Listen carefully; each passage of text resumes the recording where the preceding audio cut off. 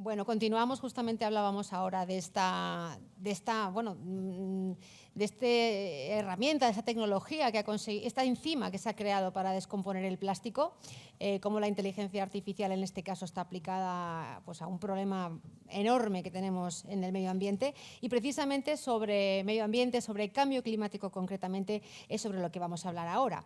El cambio climático y sus consecuencias, que ocupa año a año puestos más altos en la escala de preocupación de la población mundial, con una ciudadanía que mayoritariamente está esperando, exigiendo soluciones ambiciosas a los gobiernos y que convive también con voces que revelan escepticismo cuando no es negacionismo. Tendremos ahora la oportunidad de conocer, de mano de nuestros próximos invitados, la evidencia científica sobre esta emergencia climática, y conoceremos también qué podemos hacer desde el lugar que cada uno de nosotros ocupa. Vamos a presentar ahora a dos personas que van a dar esta charla conjunta. Ellos son Chema Fernández, de la Fundación Cristina Nea, y Cote Romero, que representa a la plataforma Hope Vídeos para el Cambio. Y comienzo presentando a Chema Hernández, su trayectoria profesional, que ha estado marcada por la conexión entre la ciencia, la educación y la sostenibilidad. Desde 2009 dirige y gestiona la Fundación Cristina Nea, que es una institución de referencia en el ámbito de la sostenibilidad, de la biodiversidad urbana y de la educación ambiental en Euskadi.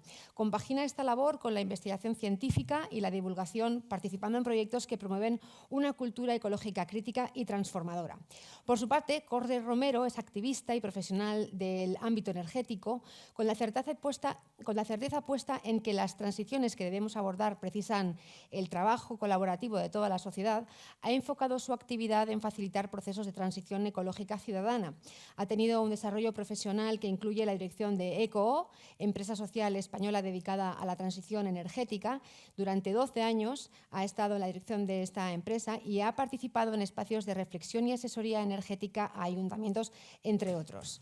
En la actualidad lleva el impulso de grupos sectoriales y grupos de acción local por la regeneración desde Hope, Vídeos para el Cambio, una plataforma de divulgación ambiental cuya misión es acelerar la transición hacia un planeta más habitable y justo, conectando ciencia, comunicación y acción ciudadana. Quizá alguno de vosotros haya visto recientemente una serie que depende también de esta plataforma, que se ha estrenado en Radio Televisión Española, en la 1 de Televisión Española, que se llama Hope, estamos a tiempo. Vamos a dar la bienvenida a Cote Romero y a Chema Hernández.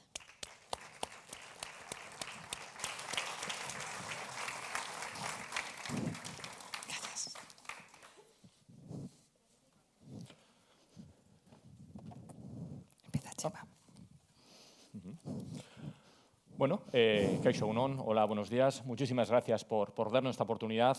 No hablo en nombre de Cote, ella también dará las gracias, supongo, pero en mi nombre muchísimas gracias por darnos esta oportunidad para poder debatir precisamente sobre la crisis o la emergencia climática, que más allá de una cuestión semántica, más allá de si es crisis o de si es emergencia, encierra un poder de explicación. Y sobre todo nos puede ayudar a entender, a comprender mejor dónde estamos y sobre todo si podemos o debemos hacer algo para no estar donde queremos estar o donde probablemente estemos. Pero quizás deberíamos empezar por hablar por algo tan obvio, desde mi punto de vista innecesario, pero sin embargo, visto lo visto que es necesario, ¿existe realmente el calentamiento global? ¿Existe realmente el cambio climático?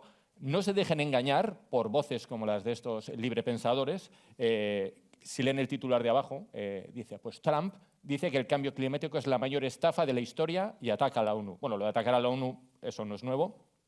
Lo otro sí es nuevo, pero era algo que ya intuíamos. Esto es tan falso, esto es tan absolutamente erróneo como esto otro.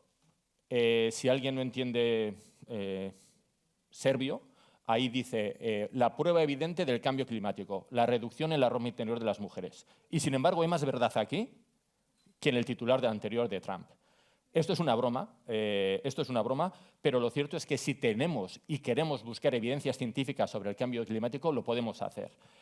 Y lo podemos hacer de la mejor forma que se puede hacer, recurriendo a esas personas que se tiran muchísimas horas del día haciendo investigación.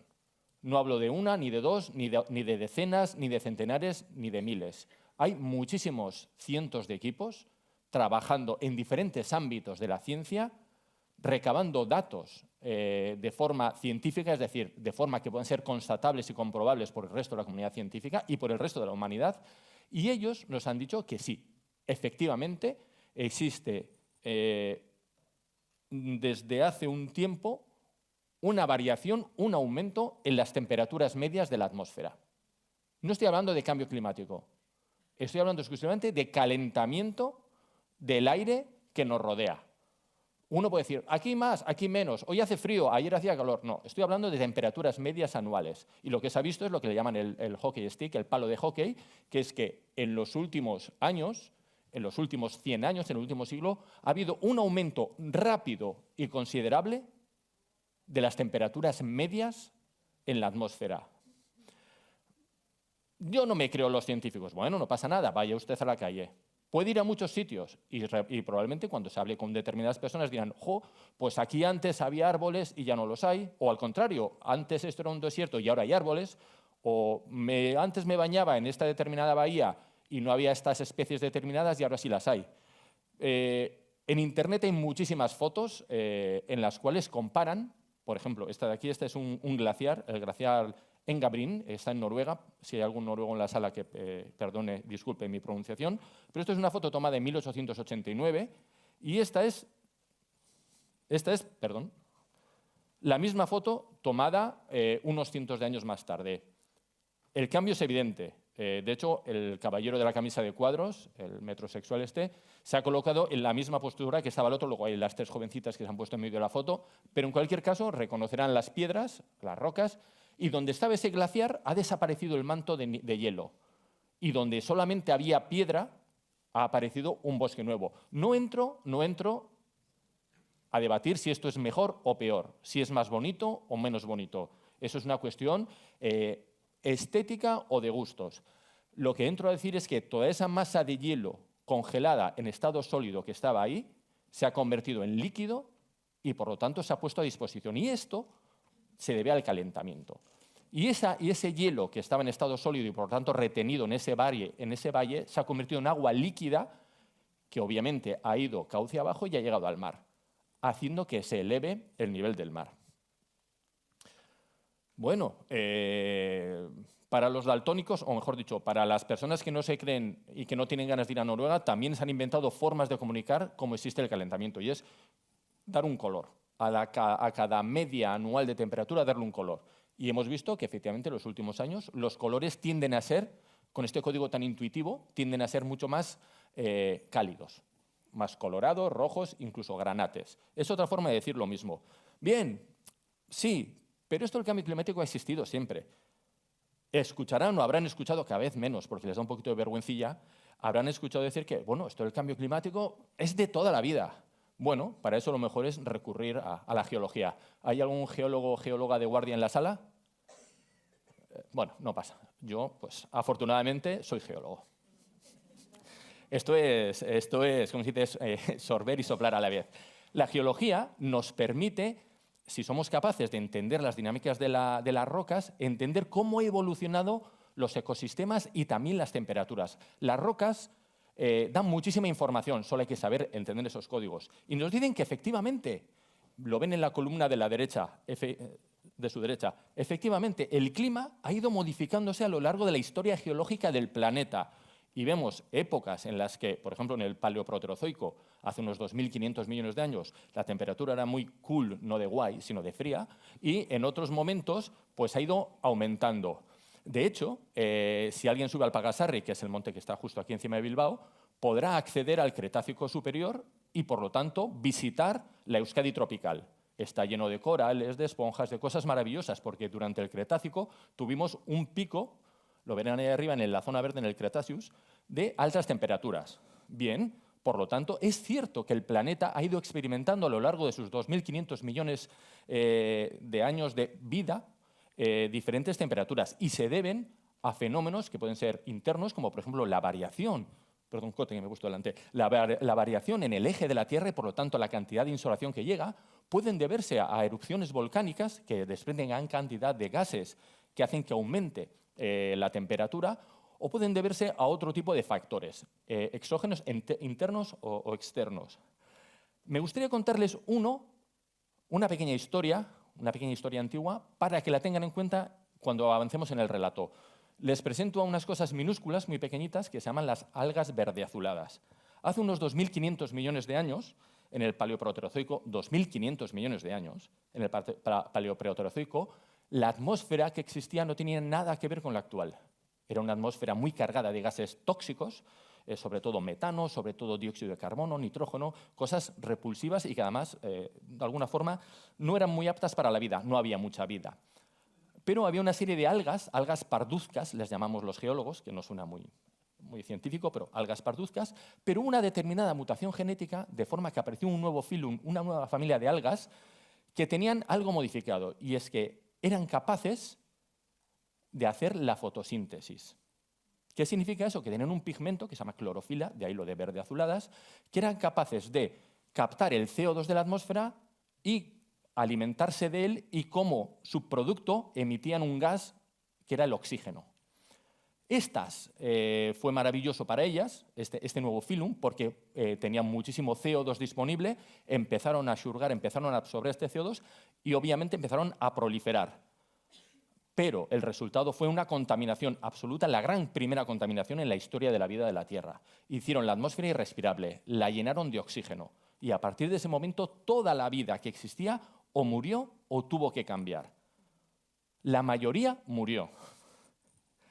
Y unas poquitas que sobrevivieron dieron origen a la vida tal y como lo conocemos ahora, la vida basada en la fotosíntesis, la vida en la cual estamos expuestos al oxígeno, que nos da de respirar, pero a la vez nos oxida mucho.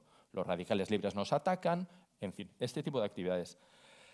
Por lo tanto, sí es cierto que a lo largo de la historia de la vida en la Tierra, a lo largo de la historia de la Tierra, de nuestro planeta, ha habido oscilaciones en el clima, en la temperatura en la superficie, y por lo tanto, cosas que han ido cambiando.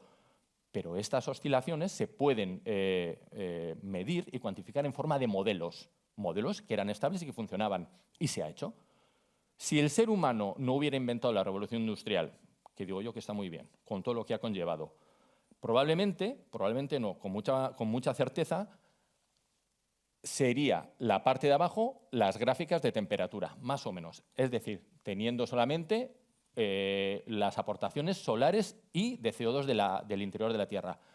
Nosotros nos hemos ido muy por arriba debido precisamente a la emisión a la atmósfera de gases de efecto invernadero. CO2 sobre todo ligado a la combustión, pero más cosas también. Pero básicamente es el principal elemento que consigue de alguna forma hacer que se incremente. Esto es para echarnos un poquito la culpa unos a otros de quién produce más y quién produce menos. Pero lo que básicamente se ve es que, en cualquier caso, todos los países o los principales países, todos hemos aportado mucho en los últimos años, en las últimas décadas, en esta subida. ¿La copa de vino es para brindar? Pues no. Pero sí me sirve para hacerles un símil, para hacerles una analogía que creo que puede ser interesante. Fabricar vino es razonablemente fácil. Fabricar vino, bueno no, pero fabricar vino sí, es más fácil beberlo. Pero fabricar vino es bastante fácil. Si alguien alguna vez ha investigado un poquito cómo se hace, básicamente se pone en un planeta que se llama barrica o tonel o bucoy, una gran cantidad de zumo de uva. Zumo de uva es agua con azúcares, con muchos azúcares y más cositas también, pero sobre todo es aguas con azúcares. Y se siembran levaduras. Se cierra, se sella, es decir, conseguimos un ecosistema cerrado en el que tenemos un alimento disponible, que son donde está el azúcar, donde está el color verde, y se siembra. Ponemos una población, que son el yeast, que son las levaduras. Claro, como hay tantísimo alimento disponible, la población de levaduras aumenta muy rápidamente y los recursos disponibles, es decir, el azúcar, cae muy rápidamente. Hay un subproducto. Las levaduras, cuando toman el azúcar, lo convierten en alcohol, que es lo que nos interesa a los que nos gusta el vino. Bueno, en fin, esa parte la dejo para otro momento. Pero ¿qué es lo que vemos? Que llega un momento en que, según se van agotando los recursos, según se va agotando el azúcar, la población de las levaduras, es decir, los seres que viven en ese microcosmos, cae muchísimo, que es la línea punteada.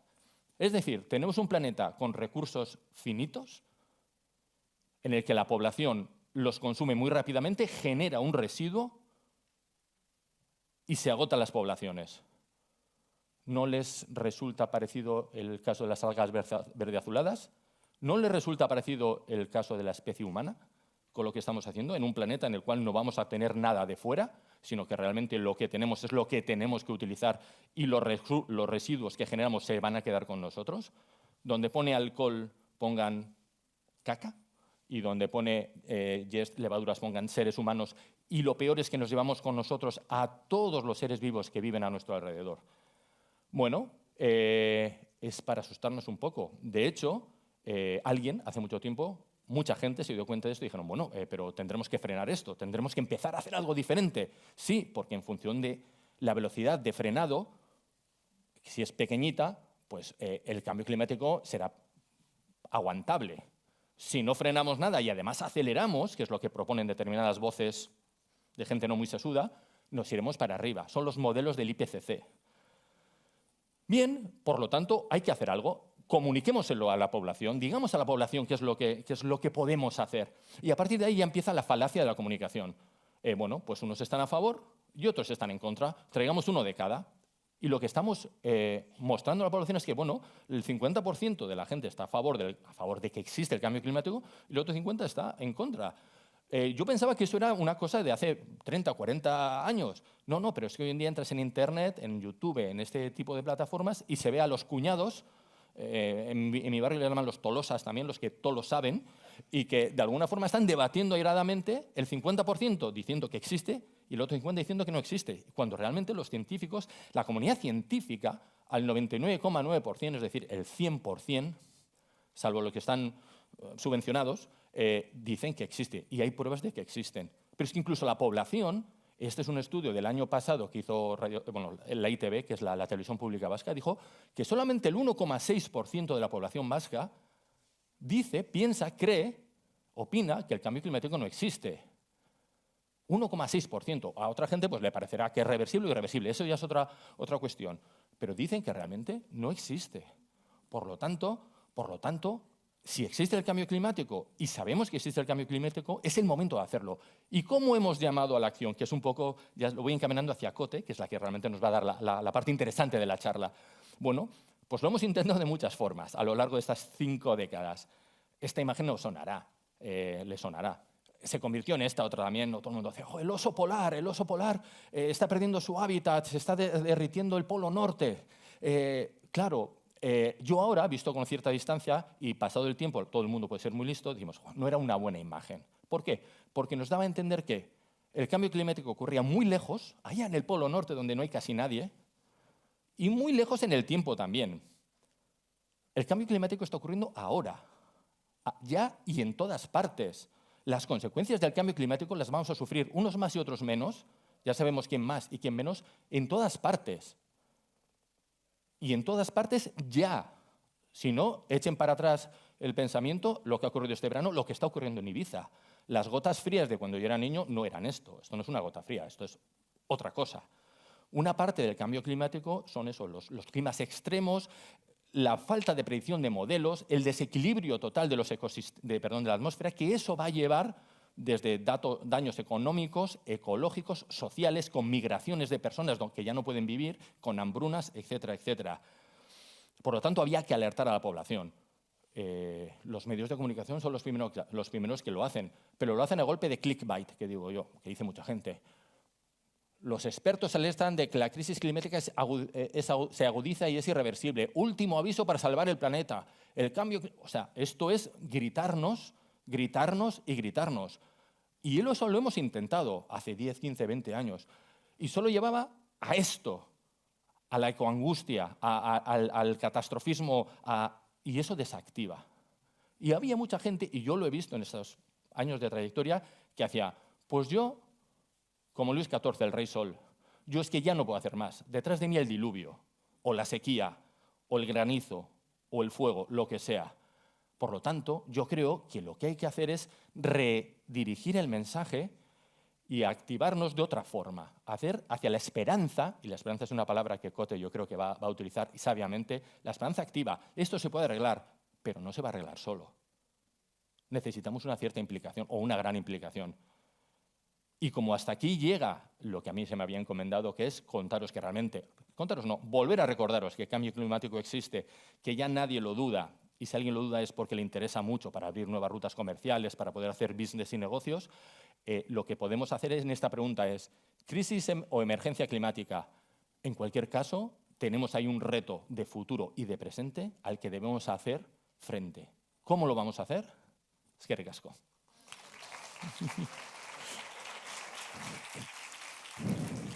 Egunon.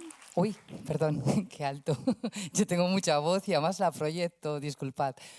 De entrada, agradecer a la Fundación el que habéis creado este espacio tan necesario de reflexión, desde luego, y porque además, viendo cómo trabajáis, queréis abordar los desafíos que tenemos ambientales, sociales y económicos desde una mirada sistémica, basado en la cultura, en la empatía social, importantísimo, y en la ciencia. Y sin lugar a dudas, Chema pues nos ha hecho un despliegue de cómo la ciencia del clima es sólida, es inapelable. Nos hemos desayunado durante décadas el negacionismo climático, que nos lo ha explicado muy bien Chema, de no, si es que en la ciencia no hay un disenso, hay un consenso. O sea, no hay ningún foro experto de ciencia del clima en el que se cuestione que existe, primero, cambio climático, que este era el primer negacionismo, se negaba el cambio climático. El segundo negacionismo, cuando ya era tan evidente, que es que cualquiera decía, pero es que en mi pueblo jamás hemos tenido estas olas de calor, o nunca ha habido estas riadas, o el porcentaje, la probabilidad de efectos adversos se ha multiplicado, se ha disparado. Pues cuando ya era tan evidente, lo que se negaba era lo que nos estaba explicando Chema, el cambio climático de origen antropocénico, es decir, en nuestro estilo de vida de los humanos, de consumir mucho, mucho, mucho como si no hubiera un mañana, y consumir mucho basado en una energía que consumimos combustibles fósiles y que emiten gases de efecto invernadero. Es evidente. Bueno, pues a ver cómo se pasa este, supongo que para acá, bien. Yo os dejo aquí esta diapositiva. Yo he llamado a esta parte de la ponencia y os lo voy a dejar ahí. Luego os planteo el easy, el poder de dos palabras. Bueno, pues ya hemos visto, gracias a Chema, que la emergencia climática es una realidad incontestable. Fijaos que no ha habido un objeto de estudio por parte de la ciencia que tenga más solidez. 50 años de ciencia, donde además a partir del año 88 que se creó el panel de expertos, de expertas sobre cambio climático de Naciones Unidas, donde año a año se analizan exhaustivamente todos los informes, datos sobre ciencia del clima, y donde además se comprueba que todas las predicciones que se han ido haciendo a lo largo de estas décadas se han cumplido y se han rebasado. Y además somos muy conscientes de que unos efectos del cambio climático retroalimentan otros efectos, y hay muchas cosas que son impredecibles, ¿verdad? Hay una emergencia climática, pero nos proponían en First Saturday un título muy curioso que era ¿emergencia o crisis climática? Pues vamos a coger el poder de las palabras. Crisis, que viene de una palabra griega que significa separación, discernimiento, elección. Es como un cruce de caminos, ¿no? Es como cuando un organismo está enfermo.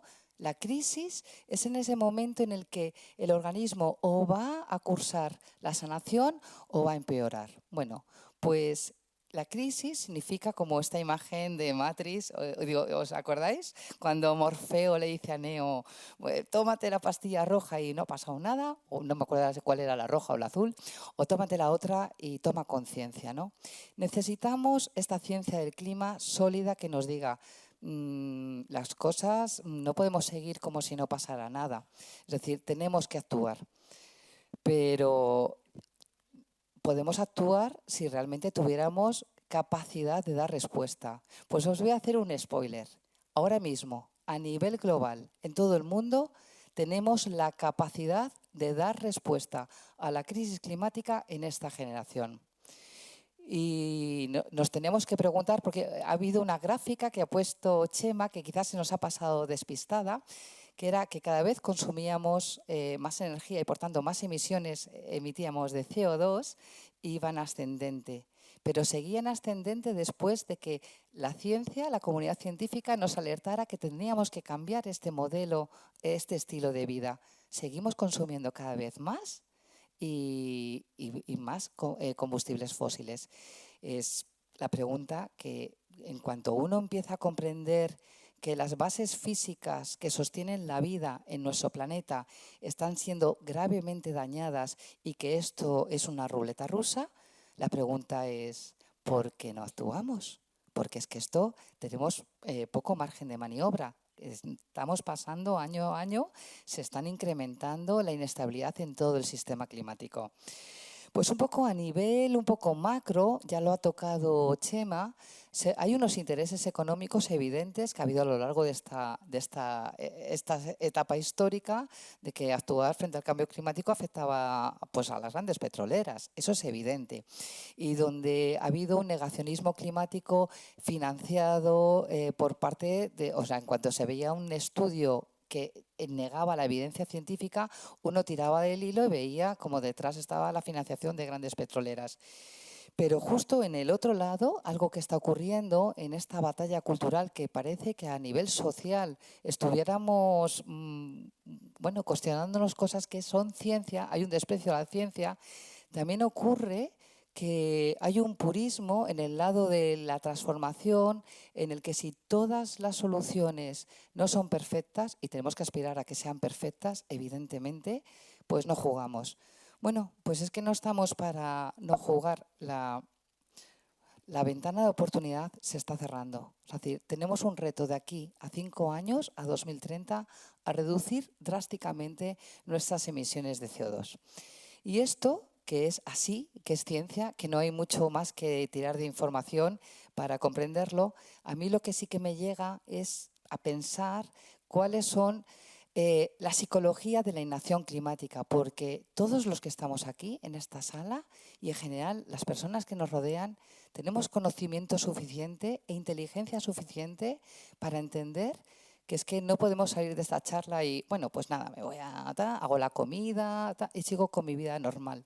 ¿Qué hay que no hace? Yo no digo entrar en un estado de alerta ni de histeria, pero ¿qué hace que esto no nos conmueva para actuar realmente? Y bueno, está más que comprobado que cuando estamos aturdidos por malas noticias, y las noticias del cambio climático van a ser y están siendo malas noticias, riadas, inundaciones, incendios, sequías, pérdida de cosechas, migraciones en masa, etcétera, son informaciones muy preocupantes. Desde luego, lo que es la amígdala se dispara. Pero es muy interesante ver cómo es la percepción del cambio climático. Aunque ya hemos pasado décadas, seguimos sintiendo que es algo que está en el futuro y es difuso. A medida que más nos informamos, nos puede generar un disparo del cerebro límbico, ¿no? Pero no actuamos. No hemos generado una actuación realmente sólida a nivel global. De ahí que nos quedemos mucho en parálisis por análisis.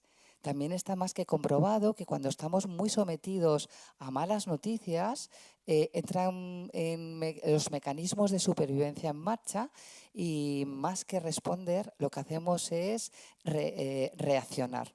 Desde esta manera reactiva hay muy poca capacidad para poder planificar desde la inteligencia y la creatividad soluciones viables, para soñar futuros deseables. Necesitamos soñar futuros prácticamente, o sea, que realmente sean realistas, pero deseables.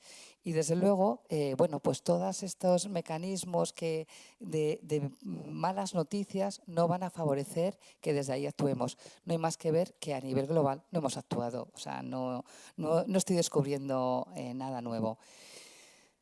Sistemas también que el cerebro, cuando se abruma con la información, practica la evitación o la proyección a otros en la resolución de los problemas, etcétera. Y también otra manera de reaccionar es la que ha mencionado Chema, que es la ecoansiedad. Yo que también trabajo con personas jóvenes, empieza a haber cada vez más gente joven que empiezan a tener mucha ecoansiedad porque son conscientes de lo que viene y de la falta de actuación. Entonces, desde ahí es muy difícil trabajar soluciones creativas y que entusiasmen.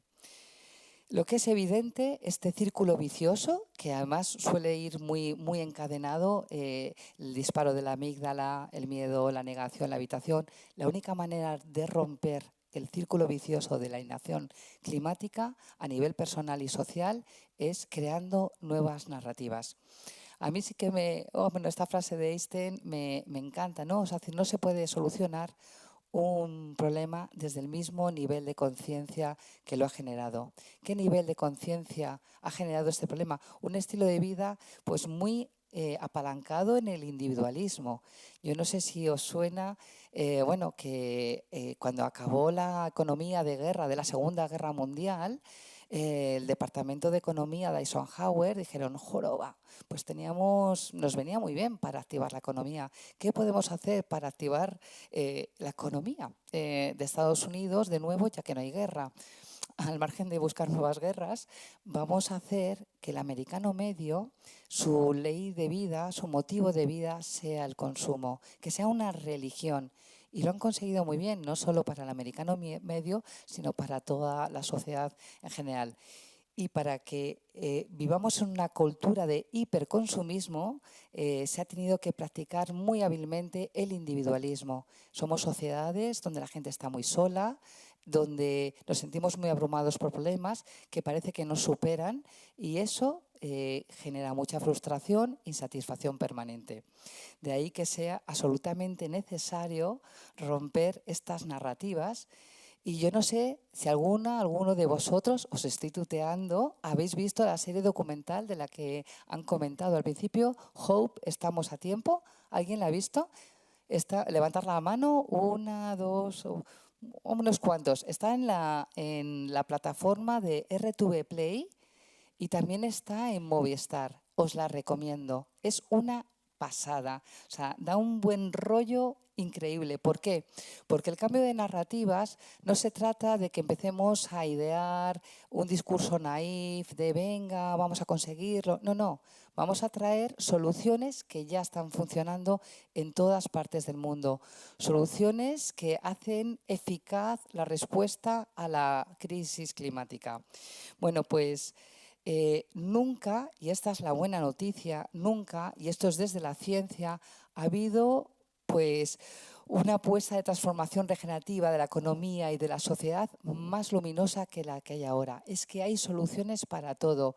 Es decir, hay tantas personas sensibilizadas y entonces al final es utilizar todo a favor, desde la ciencia, la innovación. Por ejemplo, pues una mujer muy preocupada por la contaminación del plástico en los mares innova un plástico hecho de algas que no tiene ningún efecto en los mares. Como esto, la agricultura regenerativa, la ganadería regenerativa, las comunidades energéticas. Es decir, tenemos una cantidad de soluciones ambientales y sociales que hacen que nuestras vidas sean mejores, que que nos tienen que movilizar. Es decir, necesaria la ciencia, emergencia climática existe, no podemos relegar más tiempo, retrasar más tiempo, tener una respuesta realmente eficaz y elevar la escala, sino que además es que tenemos un horizonte claro de qué hacer. De ahí que sabíamos que cuando íbamos a publicar la emisión de la serie en televisión española iba a ocurrir lo siguiente. Tenemos las soluciones, bueno, aquí está por sectores, soluciones para todo, no de Hope, sino de todo el mundo. Y además está preparada la plataforma para que vayáis subiendo soluciones, porque se trata de que unas personas inspiren a otras, unos territorios inspiren a otros. No siempre hay que inventar e innovar la rueda, sino que, bueno, se trata de dar una respuesta lo más colectiva posible. Pues teníamos una cosa muy clara, que era que la comunicación de Hope, no sé, ¿a alguien le suena Javier Peña? Javier Peña Osueña, de Hope, tiene una comunicación que es, pues ha tocado el corazón de las personas. Habla muy natural, habla también trayendo casos de éxito de todas partes, y resulta que hay un informe buenísimo que se llama Las 8 Españas frente al cambio climático de BlaBlaLab, y divide 8 sectores poblacionales cómo reciben la comunicación ambiental. Normalmente desde el ecologismo llegamos a 1 o 2 sectores. La comunicación de Javier Peña llega a 5 sectores. Y esto nos hacía barruntar que probablemente muchas personas sin un activismo ecologista, ambientalista tradicional, sin redes de activismo, se plantearan una pregunta muy poderosa, ¿no? ¿Qué puedo hacer yo? Y eso hizo que facilitáramos un documento colaborativo en Internet, donde la gente que quería, nos preguntaban mucho, queremos montar un videoforum en nuestro pueblo o en nuestro barrio, donde ver la serie con más gente. Y simplemente, ¿no? De repente aparecían, somos 6 chicas de Barcelona que queremos montar un videoforum, pero no tenemos sala. Pues mira, yo tengo una sala en Barcelona, pero no tengo gente. Y así se han ido haciendo match y se han producido ya pues más de 180 videoforums espontáneos. En España, pero también en América Latina y bueno, en algún otro país también de no habla castellana. ¿Y por qué os pongo aquí el y sí? Porque esos espacios para mí son maravillosos. Son espacios que nos sacan de estar solo en el sofá de mi casa y quizás con vecinos y vecinas del pueblo o del barrio que no conozco, nos ponemos a ver el videoforum y después nos planteamos, oye, ¿y si lo que está poniendo el documental nos planteamos también hacerlo nosotros aquí en Bilbao? Y bueno, pues así han ido surgiendo grupos de acción local por la regeneración. Me encanta esta frase, la voy a leer porque no me la sé textualmente. Nunca dudes que un pequeño número de personas reflexivas y comprometidas puedan cambiar el mundo. De hecho, es lo único que lo ha logrado. Pues esta es mi invitación para vosotros y para vosotras aquí. Resulta, bueno, esto es una foto del grupo de Madrid. Esta es un grupo, esto es foto de que también hacemos, ya llevamos 2, de todos los grupos de acción local y de videoforums. Nos encontramos online para compartir experiencias y para conocer esta comunidad. De hecho, la semana pasada tuvimos el segundo encuentro y lo pilotó Barcelona, que ha sido el primer grupo de acción local por la regeneración y están chutadísimos. Este es el grupo de Barcelona. Y esto es que ayer me reuní con personas que están aquí en Bilbao con ganas de montar videoforums y a ver si de esto deriva algo. Pues mira, nos han dado estas fechas. Así que estáis más que invitadas, invitados a participar o el 6 de noviembre, o en todas, o el 20 de noviembre o el 22 de noviembre, cogeros estas fechas y luego os las paso a Fair Saturday para que os las hagan llegar porque tiene mucho sentido. Desde luego necesitamos que nuestros gobiernos se pongan las pilas, necesitamos que nuestras organizaciones y empresas se pongan las pilas, pero nosotros también abogamos por una ciudadanía activa, latente, porque regenerar mola, de verdad. No sé cómo vamos de tiempo, pero sí que me gustaría, bueno, es el momento de regenerar. Esto es París, fijaos qué belleza, cuando un gobierno se lo toma muy en serio. De verdad que la regeneración hace que nuestras ciudades no solo sean más bonitas, sean más vivibles, sean una respuesta eficaz frente al cambio climático y bueno, pues tener islas de refugios climáticos en mitad del asfalto, pues se agradece en nuestras vidas. O apostar por una movilidad sostenible y más humana, unas ciudades más para las personas, etcétera, ¿no? No sé si cuando veáis los documentales vais a flipar, porque yo vengo del ámbito de la transición energética, de energía sé bastante, pero de agricultura no tengo ni idea. Me está pareciendo fascinante todo el universo de la agricultura regenerativa, de la recuperación de suelos, bueno, es una barbaridad. Os recomiendo muchísimo los documentales, son preciosos. Y nada, simplemente comentaros que nosotros creamos un grupo de acción local por la regeneración donde está afincado Hope, que Hope estamos en un pueblecito de la Sierra de Madrid que se llama Soto del Real. Y nada, decidimos montar un grupo piloto para poder tener una metodología que ayudara a los grupos de acción local que han surgido, que están surgiendo. Y nada, pues nada, simplemente cosas que ya, bueno, pues si os animáis serán muy interesantes. Hacer un mapeo de la ciudad es muy divertido, contactar con organizaciones, invitarles. Yo os invito a que vayáis a los videoforums, pero que incluso os empoderéis. O sea, cualquiera que estéis aquí, esto no es de nadie, esto va a ser vuestro si queréis. Mapear, contactar, invitar, hacer reuniones que tengan sentido. Esto no va a ser una organización más. Esto es un espacio de confluencia donde pues Málaga nutre todas sus acciones a las organizaciones que ya están existentes en el territorio y elevan la escala de la acción, ¿no? Entonces, bueno, pues es realmente bonito el poder aportar, ¿no? A mí me gusta mucho lo del tema de la responsabilidad. Una cosa es la culpa, que la culpa desempodera, no mola, te metes en una espiral negativa, pero en cambio la responsabilidad, que es evidente que es asimétrica de la ciudadanía a corporaciones, pero la responsabilidad es la capacidad de dar respuesta y dar respuesta nos da sentido. Entonces, y dar una respuesta colectiva de hacer nuestros barrios más humanos, más sociables, más para todas las personas, merece la pena. Y bueno, simplemente no me quiero enrollar más, lo dejamos en... Bueno, voy a ponerme simplemente que me encanta esta frase de Rob Hawkins. ¿Os suena? Este es el padre de las ciudades en transición del sur de Inglaterra. La crisis climática es una crisis de la imaginación. Por eso el cambio de narrativa es fenomenal. Nosotros, empezamos muchas veces cuando nos pasamos a los grupos de acción local, les dijimos, nosotros en Soto hicimos una cosa brutal y os la pongo porque fue preciosísimo, que es soñar Soto dentro de 5 años. Con mucha gracia y bueno, pues nadie sueña en negativo. Pues todo ese sueño la gente lo plasmó en las paredes y tuvimos el regalo de tener una amiga que es visual thinking, bueno, a mí me gusta hablar más para casa, ilustradora, y nos hizo online, mientras íbamos contando nuestro sueño, un mapeo del Soto de dentro de 5 años, de 2030, y esto que parece una tontería, cogimos todo lo que salió en el sueño y lo dividimos por sectores. Y esto propusimos a la gente de Soto, que si les parecía bien que hiciéramos mesas de trabajo. Pues eso es lo que hemos hecho, bajar a tierra todas esas acciones, meterlas y hacer que funcionen, porque los grupos funcionan si tienen acciones concretas.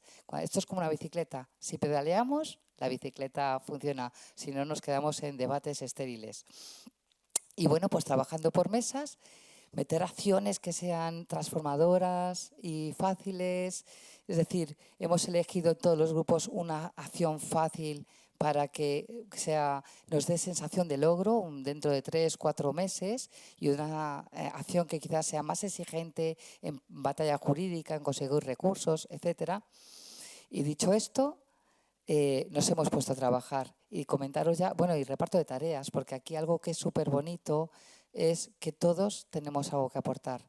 Hay quien es muy ordenado, hay quien y aporta ese orden, hace actas, nos ordena el trabajo, hay quien tiene capacidad de liderar y empuja al grupo, hay quien simplemente su buena vibra generan ganas de ir al grupo y a trabajar. Y nosotras cada 15 días trabajamos, aportamos y ya estamos consiguiendo muchas cosas buenas para el pueblo de Soto y sobre todo que puedan servir de guía. Y sin más, yo os dejo esta con las fechas, animaros, regenerar en comunidad es valioso y además, bueno, pues merece la pena un Bilbao por la regeneración en conexión con un Bogotá por la regeneración o un Barcelona por la regeneración. Pues nada, es que ricasco.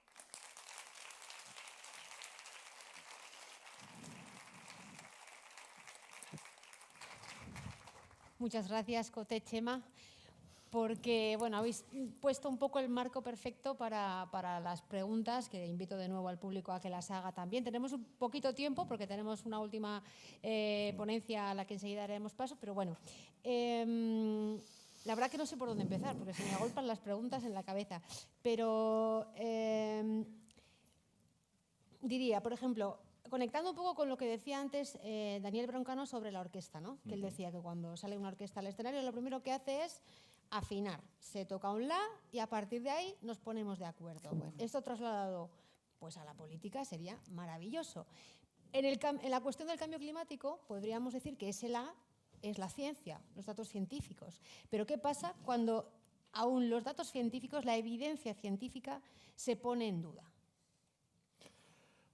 Bueno, podemos empezar por ti. Sí. ¿Quién es el científico del escenario? Soy el científico del escenario, como suena. Yo creo que la 440, que es los hercios a los que se afina, lo hemos dado. El 99,9% de los científicos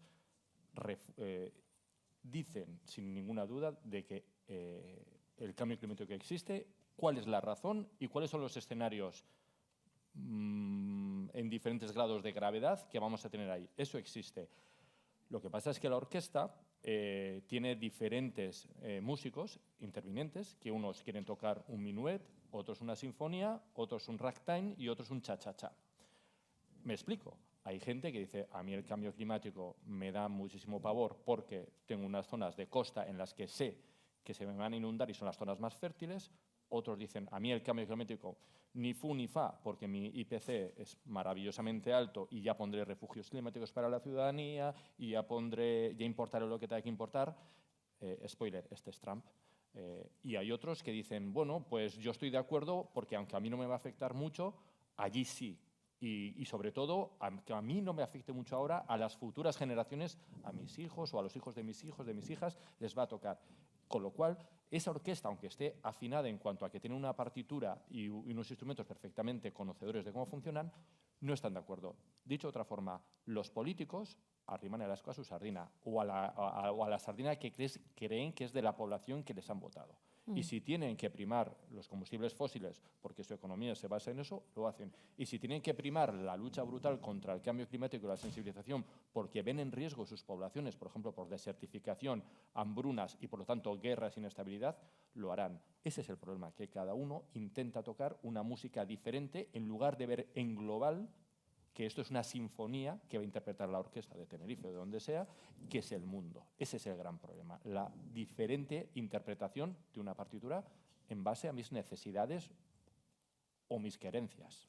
Yo, fíjate, en esta misma línea, para mí la ciencia es la base en la que tenemos que poner los pies, pero ya no va a ser desde ahí el discurso. No hemos conseguido nada contando todo lo que ocurre con el cambio climático, como mucho algo de ecoansiedad.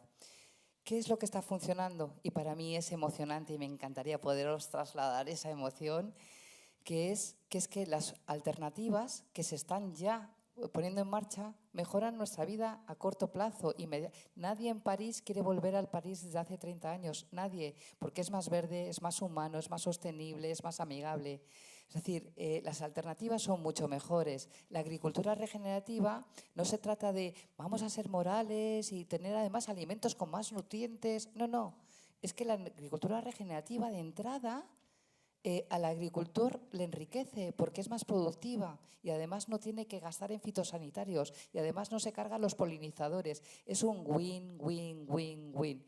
Cuando hay un win, win, win, win, esto va a ir solo. Nos vamos a contagiar, pero tenemos que arrancar. Seamos esta masa crítica que en los movimientos de conciencia han generado el cambio. Seamos este cambio, seamos un espacio bonito, fértil, donde caiga esta semilla de acción local por la regeneración, donde podamos conectar todo lo que ya existe en Bilbao, que es mucho y muy bueno, pero elevemos la escala.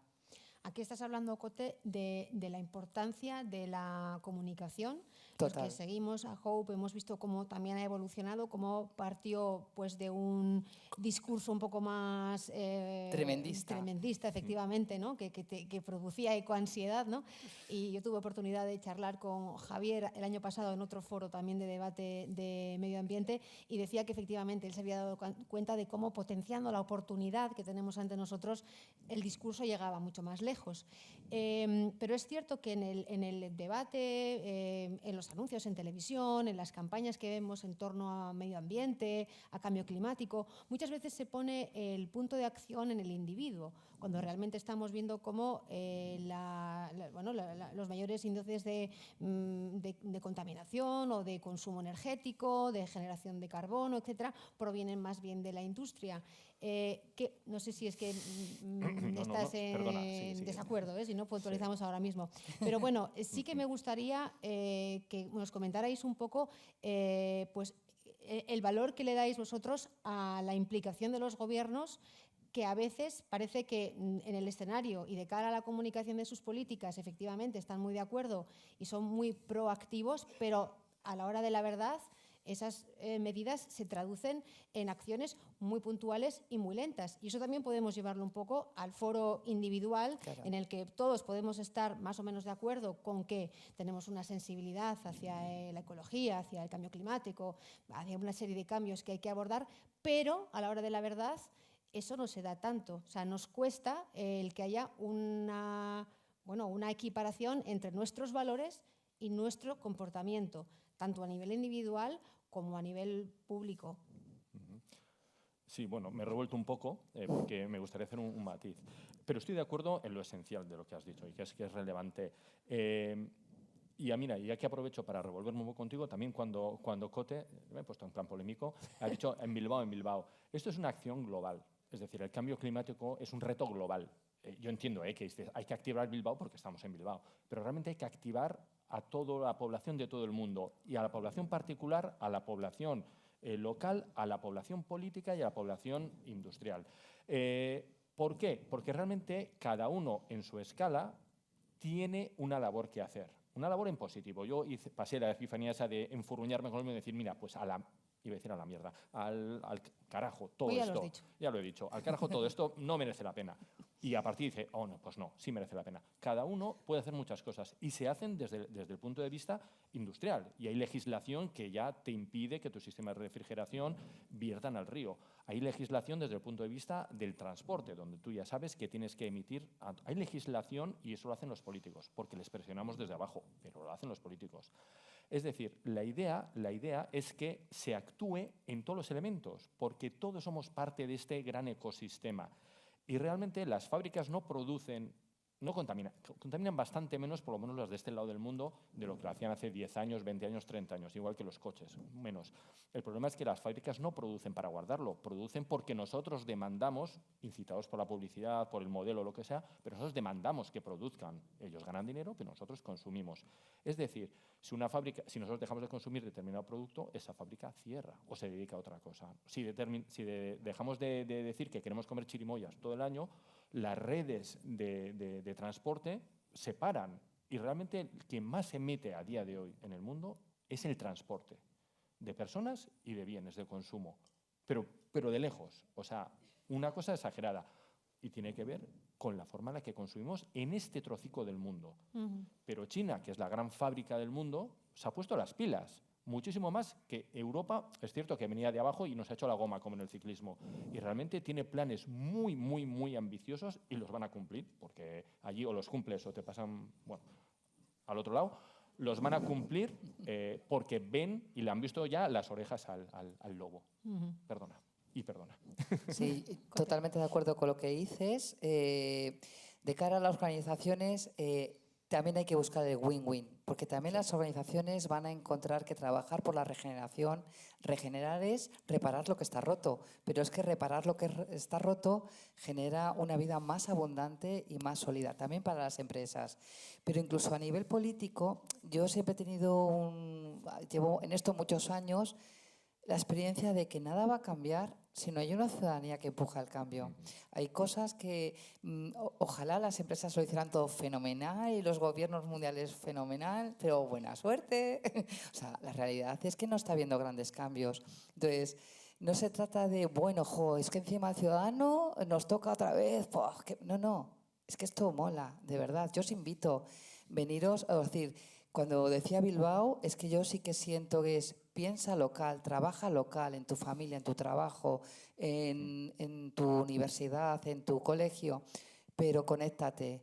Pequeñas y hermosas realidades conectadas, interconectadas, nos dan una sensación de no estar solos, de no estar a la deriva y de inspirarnos. Me parece que es que todo el mundo tenemos la capacidad de inspirar y de ser inspirados. Entonces, yo creo que todo es bueno. De eso se trata este foro, Cote. Yo creo que tú nos estás metiendo ahí Totalmente. una inyección de inspiración. Bueno, ya que he dicho que os invitaba a hacer preguntas, apenas nos quedan unos minutos, pero sí me gustaría dar la oportunidad, si hay alguien con interés en hacer alguna pregunta. Por ahí arriba.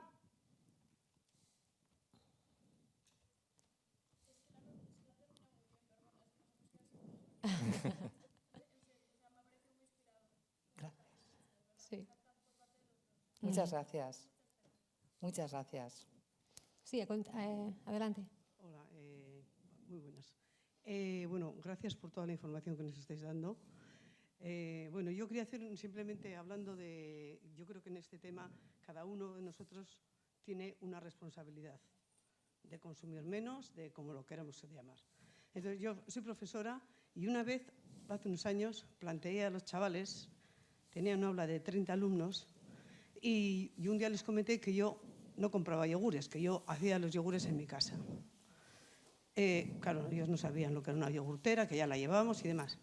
Entonces yo les dije, yo con un yogur que compro saco 7 yogures. Y eso quiere decir que yo no consumo o ahorro, me ahorro no, o sea, no tiro a la basura 6 botes de plástico. Entonces hicimos un pequeño, así, una pequeña operación y claro, llegamos a la conclusión de que en una clase de 30 alumnos al mes, comiendo 4 yogures a la semana, no consumíamos 480 botecitos de yogur.